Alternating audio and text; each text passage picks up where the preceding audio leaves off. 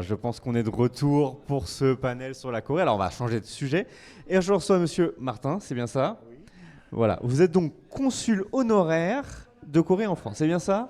Alors, je suis consul honoraire de Corée du Sud pour les régions Auvergne-Rhône-Alpes. Ah, pour les régions Auvergne-Rhône-Alpes. Alors, Voilà. là, il y a beaucoup de personnes qui doivent se demander qu'est-ce qu'un consul honoraire? Est-ce que vous pouvez nous expliquer un petit peu ce rôle?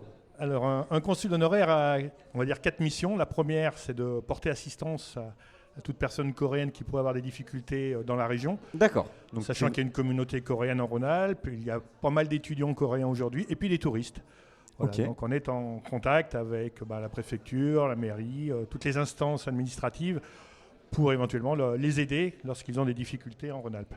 D'accord. La deuxième mission, c'est représenter la Corée dans des instances industrielles, des salons par exemple, comme Polytech le mois dernier, Mhm.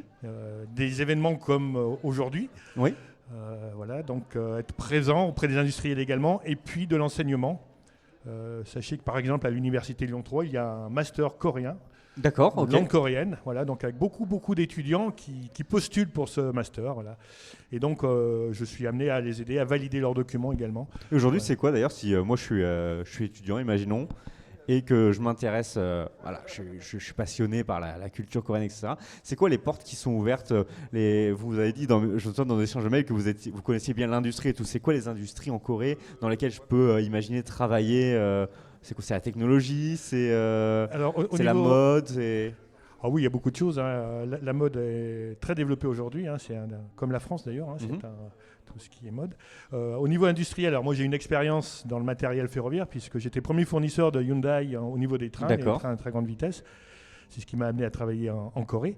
Il y a l'automobile, il y a Renault, Ouais. Samsung, et puis évidemment toutes les grandes sociétés coréennes que l'on voit un peu partout dans le monde aujourd'hui, LG, tout ce qui est électroménager également. Mhm. Voilà. Ils sont- Donc c'est des sociétés énormes, hein, un peu au modèle des sociétés japonaises également, qui se sont développées, on va dire, ces 50 dernières années.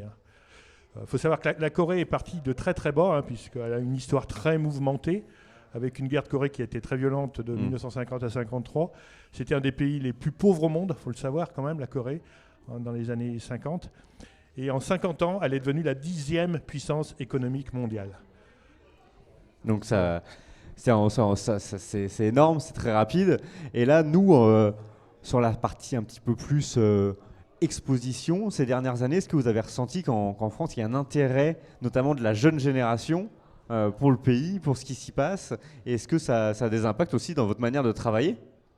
Oh, pas des impacts directs. J'avoue que honnêtement, je découvre la culture coréenne, notamment ici. Hein, c'est en détail. J'ai vraiment une culture purement industrielle. Ce qui est sûr, c'est que ce qu'on appelle la soft power, hein, ça a été une orientation très forte de la Corée qui a fédéré absolument tout le système coréen en partant du gouvernement, des grandes entreprises et qui a entraîné toute la jeunesse. C'est un phénomène incroyable, hein. Il y avait, comme dans tous les pays, comme en France, hein, beaucoup de conflits internes. Mais autour de la K-pop, notamment, il y a toute la jeunesse qui suit et qui se diffuse mondialement, puisque vous en êtes les représentants aujourd'hui. Hein. Voilà, donc c'est un phénomène extrêmement puissant, ce qu'on appelle vraiment la soft power. La Corée est un pays pacifique, hein, la Corée du Sud. Et la meilleure méthode pour eux de conquérir le monde en termes d'audience, ils ont trouvé que c'était la culture et ils ont bien raison. C'est ça, et ça continue du coup. Il y a un autre projet important, enfin en tout cas une ambition, c'est la candidature à l'Expo universelle. Est-ce que vous voulez nous en parler un petit peu? Oui, alors là, donc la Corée se propose à acter sa candidature pour l'exposition universelle de 2030 avec le site de Busan. Alors tout d'abord, l'exposition universelle, hein, ça fait 180 ans, hein, que ce système existe d'exposition. Ça permet de collaborer entre tous les pays au niveau innovation. C'est des événements extrêmement forts. La prochaine d'ailleurs aura lieu en 2025 à Osaka au Japon. Et donc la Corée du Sud a porté sa candidature. En parallèle, il y a Rome en Italie et puis Riyad en Arabie Saoudite également qui a porté sa candidature. Et le dénouement aura lieu fin 2023, donc fin de cette année, par le BIE. C'est une instance qui est à Paris et qui prendra la décision, évidemment par vote, hein, de retenir ou pas la candidature de Busan. Alors derrière cette candidature, là aussi, il faut savoir que toute la Corée est partie prenante, toute la Corée, en démarrant avec le président de la République coréen, toute l'administration, toutes les industries, les banques, la jeunesse. Donc c'est là aussi, un vrai objectif fédérateur pour tout un pays. C'est peut-être ce qui manque des fois en France, hein. Mais là, tout le monde se retrouve dans cette candidature. Il y a plus de 90% des Coréens qui se sont investis dans cette candidature à Busan. Voilà, donc il y a une communication très forte qui est aujourd'hui développée, de manière à ce que cette candidature soit retenue. Et puis alors des thèmes très forts, hein, qui touchent évidemment le monde entier, qui sont en lien avec l'Organisation des Nations Unies en termes d'objectifs. Hein. Le premier étant l'environnement, hein, comment gérer l'avenir au niveau environnemental. Le deuxième objectif, c'est tout ce qui est technologie. Alors technologie, sachant que la Corée est quand même un des pays les plus en pointe, hein, au niveau numérique.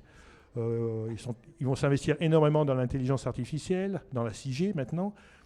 Et par contre, ils voient bien également le volet social du développement technologique. Et leur souci, c'est qu'il n'y ait pas derrière des pays en reste, quelque part, hein, qui ne puissent suivre le développement. Donc une volonté de partager ce développement avec la majorité des pays dans le monde.